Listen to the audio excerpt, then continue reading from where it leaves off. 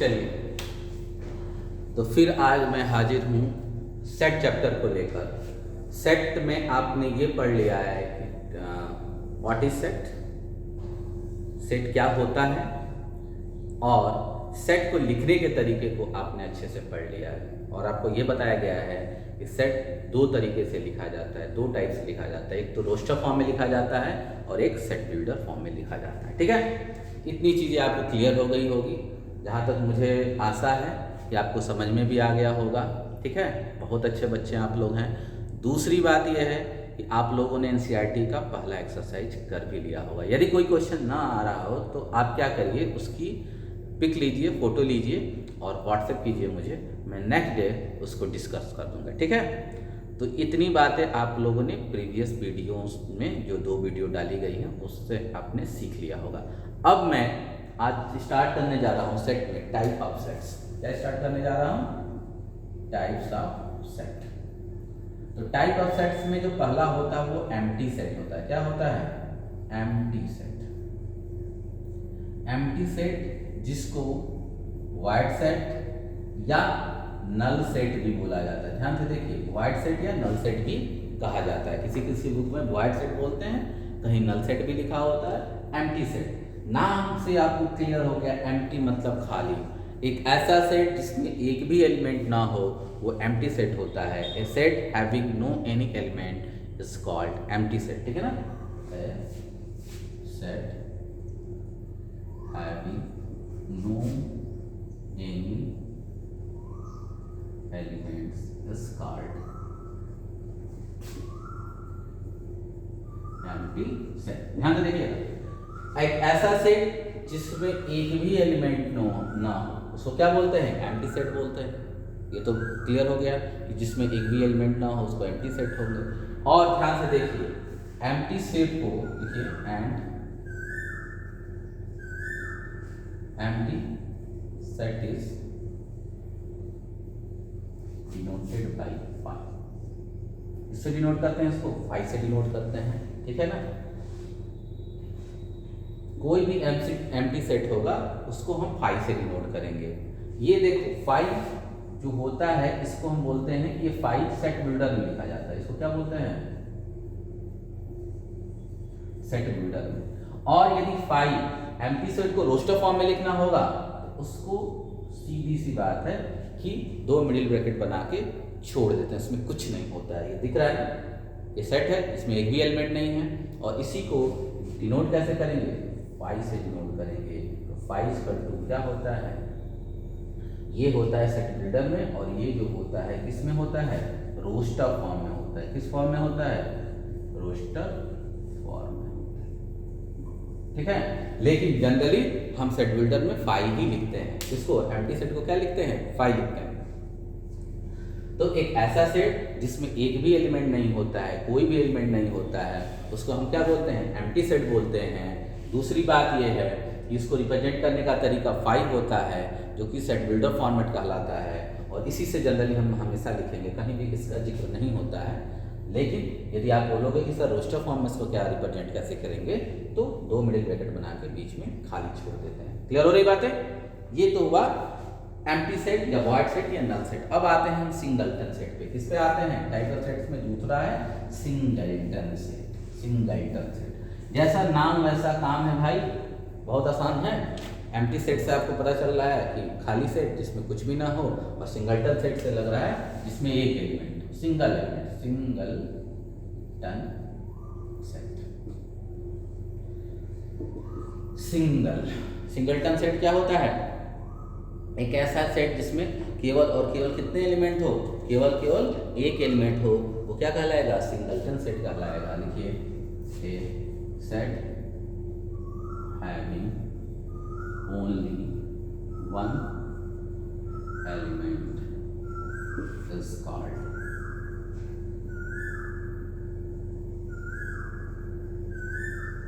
है ना? एक सेट जिसमें केवल और केवल क्या हो? ओनली वन एलिमेंट हो, केवल एक एलिमेंट हो, सिंगलटन सेट कहलाएगा। एग्जाम्पल ले लीजिए, एग्जाम्पल में आप कह सकते हो ये सिंगलटन सेट है, ठीक ना?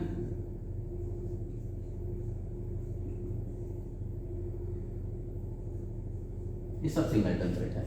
जिसमें केवल एक एलिमेंट होगा वो क्या कहलाएगा? सिंगलटन सेट कहलाएगा। बहुत ज़्यादा दिक्कत नहीं है, आप एकदम नाम से क्लियर है। सिंगलटन मतलब जिसमें एक सिंगल एलिमेंट हो, ठीक है।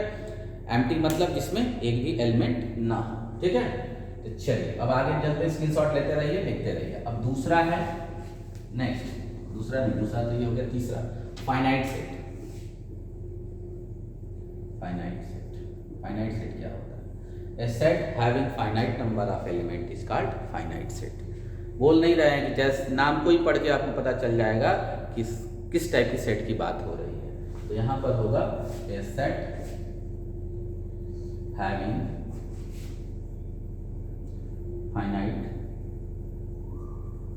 number of elements is called, ना। तो एक ऐसा सेट जिसमें फाइनाइट नंबर ऑफ एलिमेंट होगा वो क्या कहलाएगा? फाइनाइट सेट कहलाएगा। It's called finite set. Example में 1 2 3, ठीक है।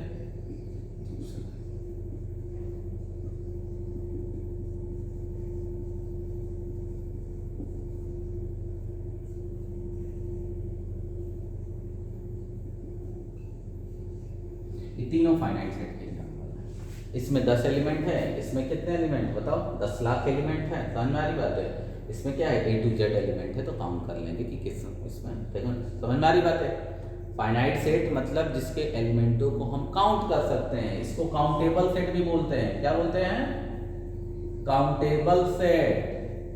ध्यान से देखिएगा, काउंटेबल और अनकाउंटेबल जिसके एलिमेंटों को हम काउंट कर सकते हैं वो क्या कहलाएगा? फाइनाइट कहलाएगा। जिसके एलिमेंटों को हम काउंट ना कर सके वो इनफाइनाइट सेट कहलाता है। जो नेक्स्ट है आपका, समझ में आ रही बात है?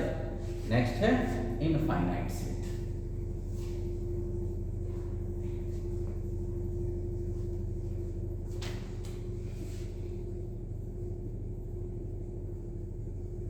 Infinite set, a set having infinite number of elements is called,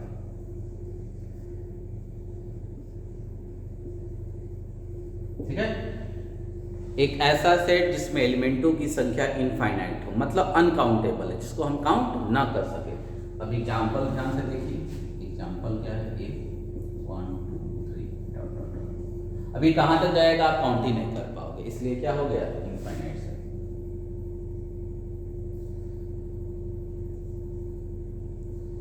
set of all concentric circles, ठीक ना। The set of all concentric circle. Concentric circle का मतलब क्या हुआ? जिसका सेंटर एक ही हो। तो ये बताइए एक सेंटर से कितने सर्किल बनाए जा सकते हैं? देखिए एक सेंटर यही है, एक सर्किल ये बना लीजिए, एक सर्किल ये बना लीजिए, एक सर्किल ये बना लीजिए, एक सर्किल ये बना लीजिए, एक सर्किल ये बना लीजिए। तो set of all concentric circle किसका एग्जांपल हो जाएगा? इनफाइनाइट सेट का, क्योंकि एक ही सेंटर से हम बहुत से सर्किल बना सकते हैं। कॉन्सेंट्रिक सर्किल का मतलब क्या होता है? एक ऐसा सर्किल जिसका सेंटर एक ही हो, डिफरेंट रेडियस अलग अलग हो सकता है। तो सीधी सी बात है, एक ही सेंटर से डिफरेंट रेडियस को लेकर हम इनफाइनाइटली मेनी सर्किल बना सकते हैं, और इसलिए क्या हो गया? ये भी इनफाइनाइट सेट हो गया। दूसरा लेते हैं, x belongs to real number such that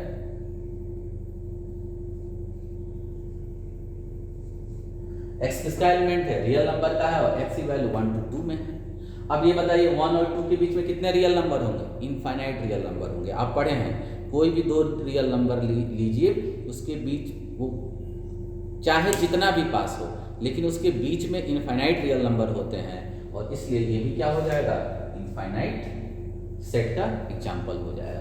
क्योंकि x रियल है और x की वैल्यू 1 से 2 के बीच में है, और आपको मालूम होना चाहिए कि there are infinite real number between 2 real number. 2 real number के बीच में इनफाइनाइट रियल नंबर एग्जिस्ट करता है। तो यहाँ 1 और 2 के बीच में भी इनफाइनाइट रियल नंबर एग्जिस्ट करेगा, इसलिए ये भी इनफाइनाइट का एग्जाम्पल है। कॉन्सेंट्रिक सर्किल आपको बता दिया गया है, एक ही सर्किल, बहुत से ऐसे सर्किल जिसका सेंटर एक ही हो, रेडियस डिफरेंट हो सकता है, वो कॉन्सेंट्रिक सर्किल होता है। और यहाँ पर आप देख सकते हैं इस सेंटर तो हमने एक लिया है, लेकिन डिफरेंट रेडियस के यदि सर्किल बनाना स्टार्ट करेंगे तो इन्फाइनाइटली मेनी सर्किल बना देंगे, और उस कंडीशन में ये भी इन्फाइनाइट सेट हो जाएगा। और 1 2 3 एट सो 1 कहाँ तक जाएंगे ये पता ही नहीं है हमको, तो यहाँ भी एलिमेंटों की संख्या क्या होगी, अनकाउंटेबल होगी। इसलिए ये क्या होगा, इनफाइनाइट सेट, या कह लो अनकाउंटेबल सेट। क्या कहलाएगा, अनकाउंटेबल सेट कहलाएगा। ठीक है, तो ये हो गया इनफाइनाइट सेट। अब आते हैं कार्डिनल नंबर, स्क्रीनशॉट ले लीजिए, स्क्रीनशॉट लीजिए। चलिए अब आते हैं cardinal number of A set. एक सेट का कार्डिनल नंबर क्या होता है, ठीक है।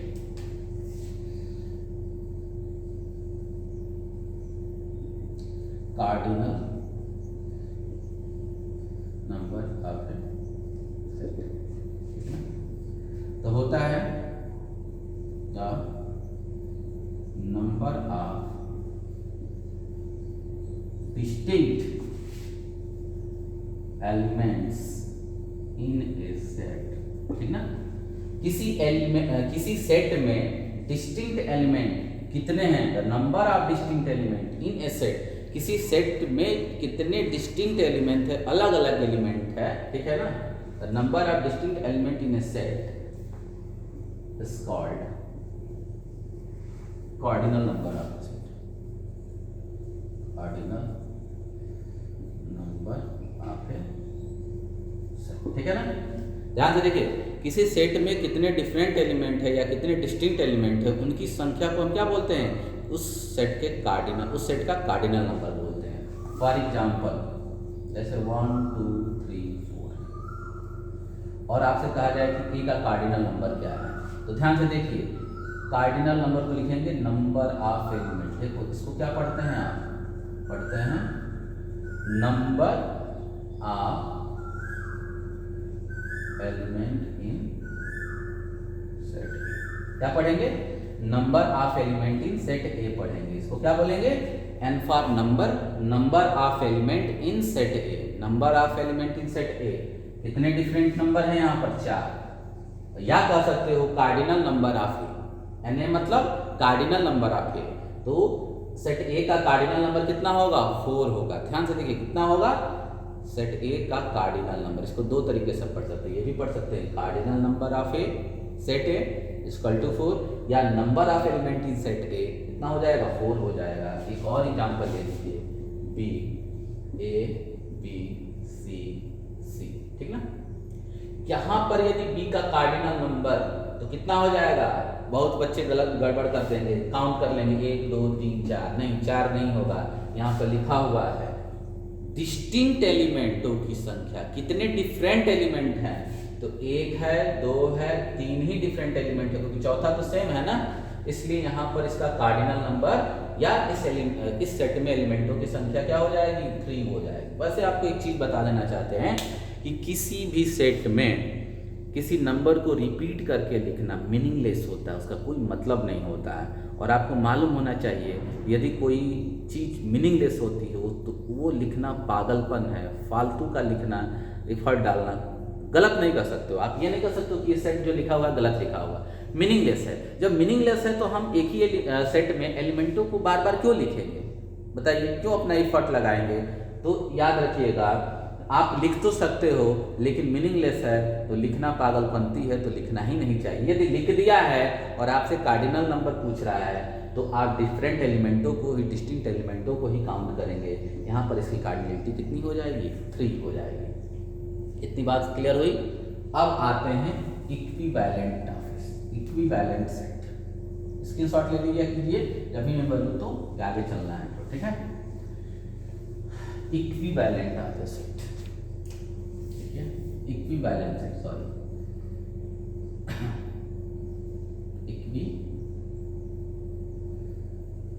Equivalent set. इक्विवेलेंट सेट क्या होता है, इक्विवेलेंट सेट वो सेट होता है, ठीक है ना, जिसमें एलिमेंटों की संख्या क्या होती है, सेम होती है। मतलब दो सेट इक्विवेलेंट तब कहलाएंगे जब दोनों सेटों में नंबर ऑफ एलिमेंट क्या हो, इक्वल हो, तो वो इक्विवेलेंट कहलाता है। या दूसरे लैंग्वेज में ये कह सकते हैं कि यदि दो सेट दिए हैं और दोनों का कार्डिनल नंबर सेम हो जाए तो वो इक्विवेलेंट सेट होगा। ध्यान से देखिए, ठीक ना। Two set A and B is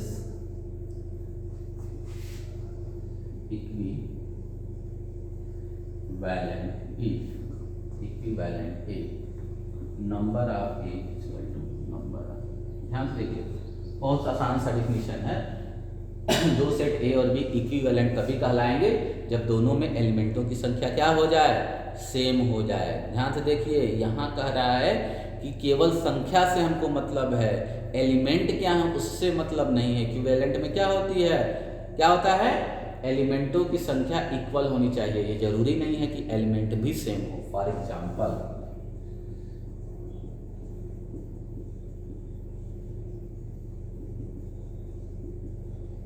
ठीक है, ये हमने दो एग्जाम्पल लिया। तो ये बताइए number of A, cardinal number of A कितना आ जाएगा, एक 3, और कार्डिनल नंबर ऑफ बी कितना आ जाएगा, ये भी तो 3 है, इसमें 3। तो यहाँ पर हम देख रहे हैं कि number of A equal to number of B आ गया, और इसलिए this implies that A and B are equivalent. ठीक है ना, ये क्या कहलाएगा, दोनों इक्विवेलेंट कहलाएगा। ध्यान से देखिए, फिर दो सेट इक्विवेलेंट कब कहलाते हैं, दो सेट इक्विवेलेंट तब कहलाते हैं जब दोनों सेटों में एलिमेंटों की संख्या क्या हो जाए, इक्वल हो जाए। दोनों सेट का कार्डिनल नंबर क्या हो जाए, इक्वल हो जाए, तो वो क्या कहलाएगा, इक्विवेलेंट सेट कहलाएगा। इतनी बातें आपको क्लियर हो गई होगी। ठीक है, अब आते हैं इक्वल सेट पर। क्या आते हैं, इक्वल सेट। स्क्रीनशॉट जब बोलोगे अब आते हैं उसमें ले लिया कीजिए, ठीक ना। इक्वल सेट क्या होता है, equal set, two set A and B is said to be. ध्यान से देखिए, इक्वल सेट का example, two set A and B is said to be equal if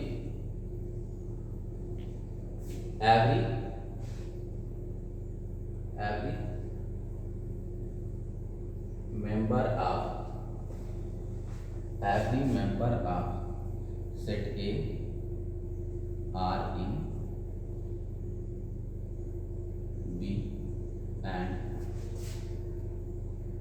every member of B are in set ए। ठीक है, ध्यान से देखिए, कोई भी दो सेट ए और B said to be equal.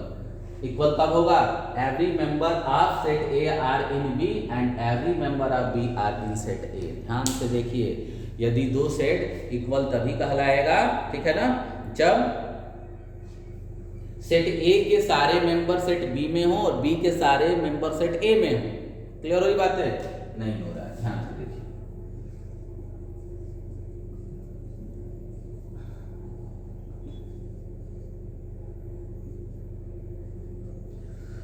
हम देख रहे हैं कि ए के सारे मेंबर मतलब सारे एलिमेंट, 1 भी इसमें है, 2 भी इसमें है, 3 भी इसमें है, और बी के भी सारे मेंबर मतलब सारे एलिमेंट, 1 भी इसमें है, 3 भी इसमें है, 2 भी इसमें है। तो हम कह देंगे कि A equal to B, A equal to B.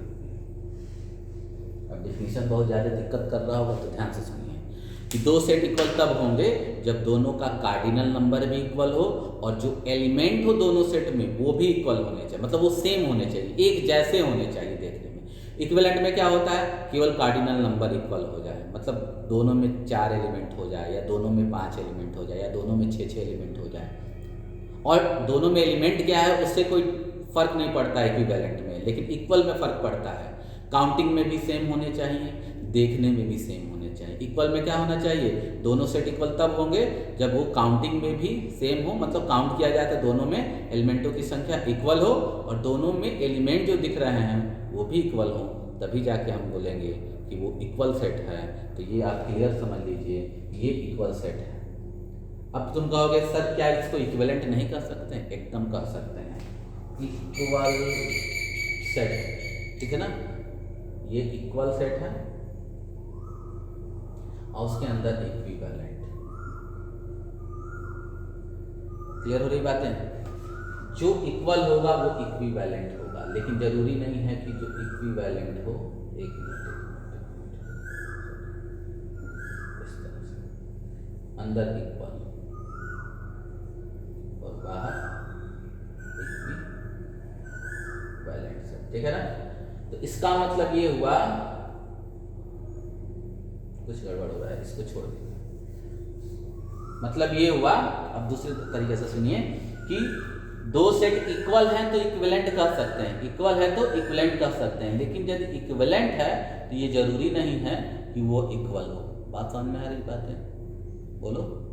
दो सेट इक्वल है तो उसको इक्विवेलेंट भी कर सकते हैं, लेकिन इक्विवेलेंट है इक्विवेलेंट है तो ये जरूरी नहीं है कि इक्वल है, क्योंकि इक्वल में क्या होता है, नंबर ऑफ एलिमेंट भी सेम होने चाहिए और जो नंबर एलिमेंट है वो भी सेम होने चाहिए, संख्या भी क्या होनी चाहिए, बराबर होने चाहिए, और एलिमेंट भी देखने में एक जैसे होने चाहिए इक्वल सेट में। इक्विवेलेंट में क्या होता है, इक्विवेलेंट में होता है कि केवल काउंटिंग में सेम हो जाए, एलिमेंट चाहे भले जो भी हो, उससे कोई फर्क नहीं पड़ता है।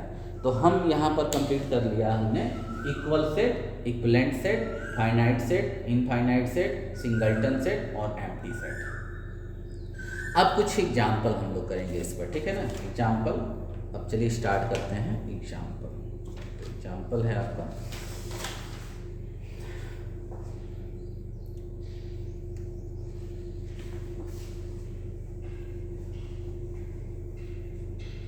एग्जाम्पल है पहला, x belongs to n and segment x is greater than 5। दूसरा एग्जाम्पल है x belongs to n, x is 2।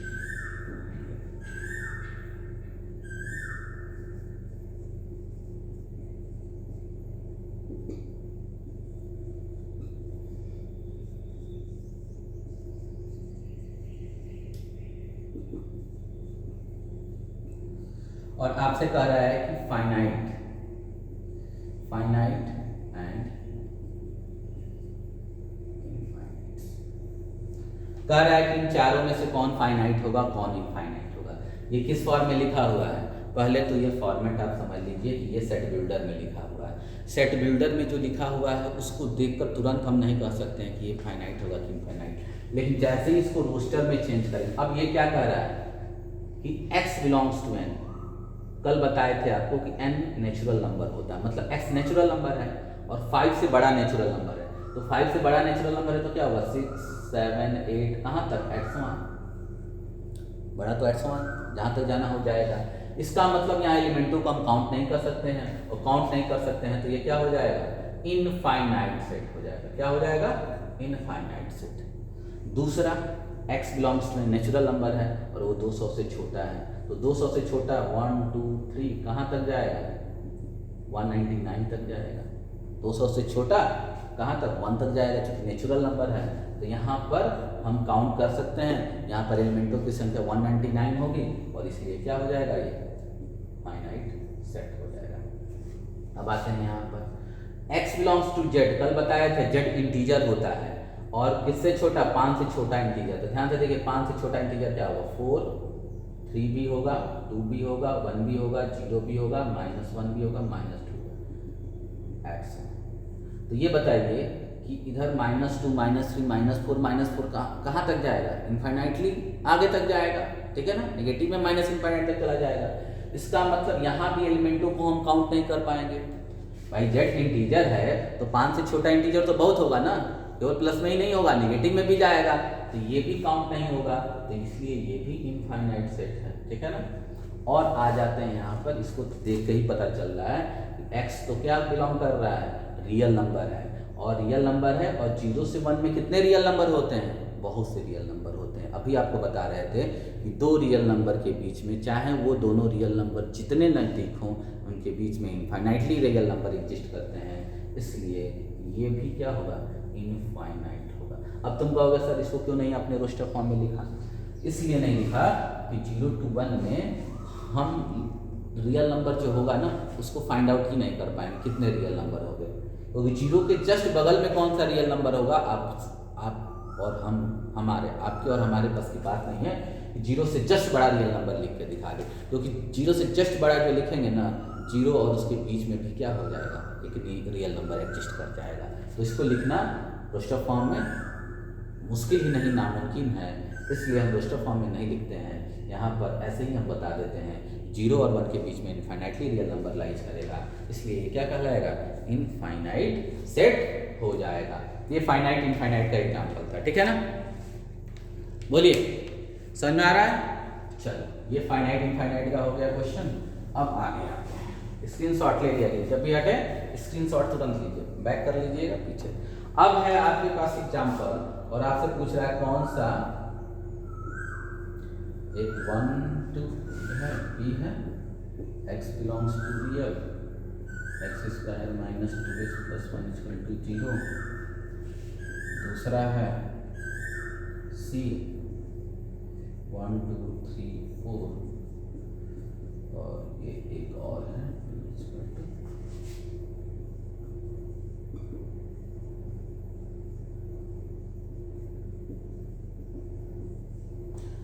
आपसे क्वेश्चन पूछा है which of the following sets are equal, कौन से इसमें आपस में इक्वल है।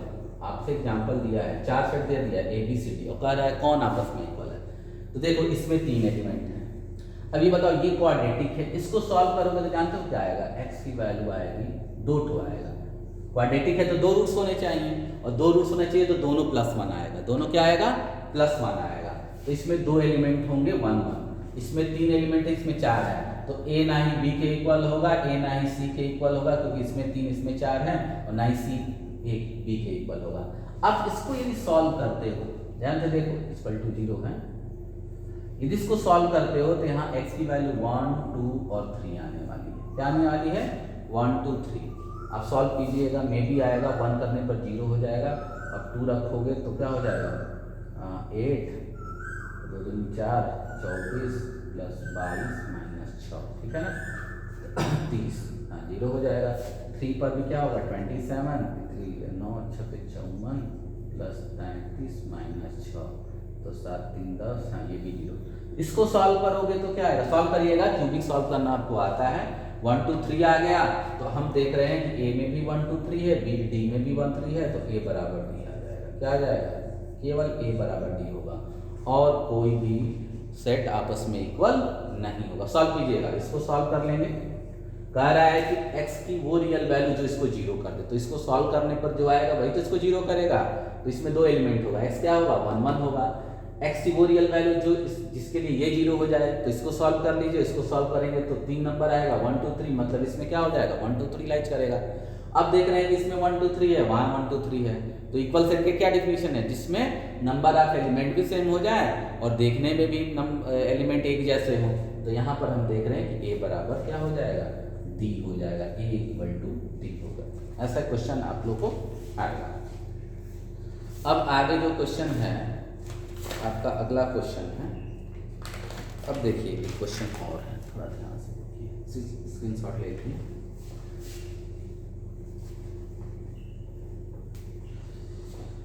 अब अगला है a equal to x such that x is a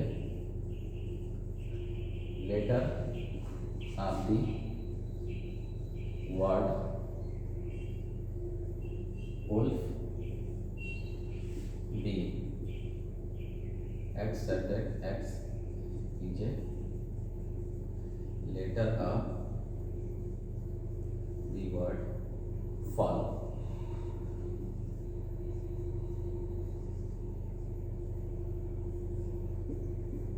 कह रहा है कि a में कौन से एलिमेंट है, इस वर्ड में जो डिफरेंट आए हैं वर्ड आए हैं, ठीक है ना, लेटर आए हैं उसका है। a में क्या होगा बना लो, w आया है एक w होगा, o आया है o होगा, l आया है l होगा, f आया है। b में x क्या है, x is a letter of the word follow, follow में जो लेटर आए हैं उनको, तो फॉलो में लेटर क्या आएगा, एफ आया है, ओ आया है, एल। अब ध्यान से देखो, 2 एल आया तो एक ही एल लिखेंगे। अभी आप बता रहे थे कि किसी सेट में किसी एलिमेंट को रिपीट नहीं करके लिखते हैं। रिपीट करके लिखने का मतलब मीनिंगलेस, फालतू का, पागलपंती, इसलिए वो पागलपंती हम और आप नहीं करेंगे। ओ लिख लिया, एल लिख लिया, फिर ओ आया, एक बार लिख ही चुके हैं तो फिर लिखना नहीं है, फिर डब्ल्यू। तो हम देख रहे हैं कि वोल से भी 4 ही बने और इससे भी 4 ही बने, और जो वोल से बने हैं वही फॉलो से बने हैं। इसका मतलब ए बराबर बी, क्योंकि क्वेश्चन में आपसे पूछा था यदि ए ये है, x is a letter of the word whole, और बी क्या है, x is a letter of the word follow, तो क्या ए और बी दोनों आपस में इक्वल होगा? तो यस, ए और बी दोनों आपस में क्या हो जाएंगे, इक्वल हो जाएंगे। ठीक है, इतना आप लोग कर लीजिएगा। साइड बुक भी पढ़िए, एनसीईआरटी भी पढ़िए। तो आज हमने क्या बताया, type of sets. Type of set में एम्प्टी सेट को वॉइड और नल सेट कहते हैं। दूसरा हमने बताया आपको सिंगलटन सेट, फिर finite infinite set, cardinal number of A set. ठीक है, इसके बाद इक्विवेलेंट और इक्वल सेट, और उसमें हमने कुछ एग्जाम्पल भी आपको कराए हैं इक्विवेलेंट और इक्वल सेट्स के। आप इसको अच्छे से पढ़ लीजिएगा। ठीक है ना, जो डाउट होगा कमेंट बॉक्स में जरूर लिखिए। दूसरी बात है कि हेडफोन जरूर यूज़ कीजिए, अदरवाइज साउंड में आपको दिक्कत आ सकती है। ठीक है, और नेक्स्ट वीडियो में हम लेकर आएंगे आपको सबसेट क्या होता है, ठीक है ना, पावर सेट क्या होता है, ये सब चीज़ें नेक्स्ट क्लास में होगी। आराम से पढ़िए, 2 एक्सरसाइज हमको लग रहा है कि आपका कंप्लीट हो जाएगा एनसीईआरटी से, और साइड बुक से भी क्वेश्चन करिए। जो क्वेश्चन ना आता हो उसको फोटो उसका लीजिए और व्हाट्सअप कीजिए, समझ में आ रही बात है, उसको नेक्स्ट वीडियो में आपको एक्सप्लेन कर दिया जाएगा। ठीक है, तो आज के लिए इतना ही, और वीडियो को ज़्यादा से ज़्यादा शेयर और लाइक कीजिए, जिससे और भी बच्चों को उससे लाभ मिले। एकदम सिंपल और आराम से पढ़ाया जा रहा है, कोई इसमें हाई फाई चीज़ नहीं पढ़ाई जा रही है। अभी आप लोग नए हो, जिस दिन सेट कंप्लीट हो जाएगा उस दिन हम क्या करेंगे, कुछ अच्छे क्वेश्चन भी करा देंगे। ठीक है, थैंक यू।